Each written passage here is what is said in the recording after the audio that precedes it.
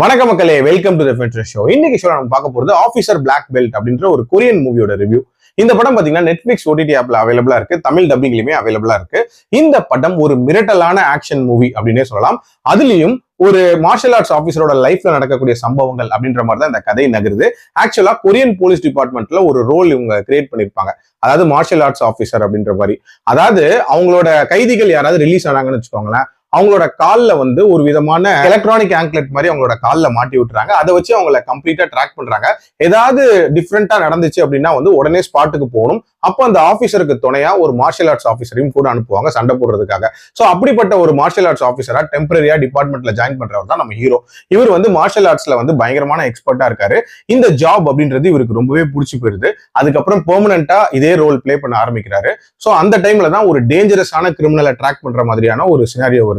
அதாவது 20 வருஷங்கள் ஜெயில் தண்டனை அனுபவிச்ச கிரிமினல், அதுவும் குழந்தைகளை ரேப் பண்ண காரணங்களுக்காக அனுபவிச்சிருப்பாரு. சோ அப்படிப்பட்ட ஒரு நபரை ட்ராக் பண்ற மாதிரியான ஒரு கேஸ். சோ இதுக்கப்புறம் என்ன மாதிரியான சம்பவங்கள் நடக்குது அண்ட் டுவர்ட்ஸ் தி எண்ட் இவருக்கு என்ன ஆகுது அப்படின்ற மாதிரி நிறைய விஷயங்களை சொல்லக்கூடிய ஒரு படம் தான் இந்த படம். எனக்கு இந்த படத்துல பிடிச்ச விஷயம் அப்படின்றது அந்த மார்ஷல் ஆர்ட்ஸ் ஆஃபீஸர் அப்படின்ற அந்த ரோலே ஒரு இன்ட்ரெஸ்டிங்கான ரோலா இருந்துச்சு அப்படின்னே சொல்லலாம். அந்த ரோல்ல தான் நம்ம ஹீரோ நடிக்க போறாரு அப்படின்னும் போது கண்டிப்பா ஏகப்பட்ட ஆக்ஷன் சீக்வன்சஸ் இருக்கும் அப்படின்ற மாதிரியான ஒரு எதிர்பார்ப்பு இருந்துச்சு.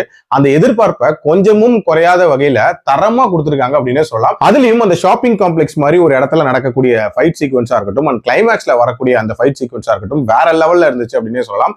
ஆல்சோ இதுல அந்த வில்லன் கேரக்டர் ஒரு மிகப்பெரிய மான்ஸ்டரா காட்டியிருப்பாங்க அப்படின்னே சொல்லலாம். இவரை எப்படி அடிச்சு வீழ்த்த போறாங்க அப்படின்ற மாதிரி தான் நமக்கே தோணும். அண்ட் டுவர்ட்ஸ் தென் அந்த ஃபைட் சீக்வன்சஸும் அதே மாதிரி இருக்கும் அப்படின்னே சொல்லலாம்.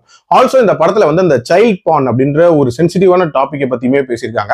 அதையும் ரொம்ப நீட்டா பேசியிருக்காங்க அப்படின்னே சொல்லுவேன். எமோஷனலாவும் ஆங்காங்கே ஒரு சில இடங்கள் நல்லாவே ஒர்க் அவுட் ஆயிருந்துச்சு. அண்ட் டியூரேஷன் வைஸ்மே பாத்தீங்கன்னா லெஸ் தென் 2 ஹவர்ஸ்க்குள்ள முடியக்கூடிய ஒரு படம் தான். ஓவரால் ஒரு சாட்டிஸ்ஃபைங்கான ஒரு ஆக்ஷன் த்ரில்லர் பார்த்த மாதிரியான ஒரு ஃபீல் அப்படின்றது கண்டிப்பா இருந்துச்சு. இந்த படத்துல எனக்கு நெகட்டிவா பட்ட ஒரே விஷயம் என்ன அப்படின்னா டுவர்ட்ஸ் தி எண்ட், அதாவது போலீஸோட உதவியே இல்லாம எல்லாத்தையுமே ஒரு கேங்க வச்சு செய்யற மாதிரியான சில காட்சிகள் வரும்.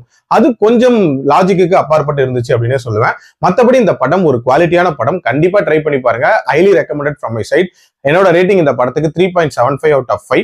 அடல் கண்டென்ட்டை பொறுத்த வரைக்கும் மைல்டா சில காட்சிகள் வருமே தவிர மற்றபடி பார்க்கலாம். மீண்டும் அடுத்த விமர்சனத்தில் சந்திக்கிறேன். நன்றி, வணக்கம்.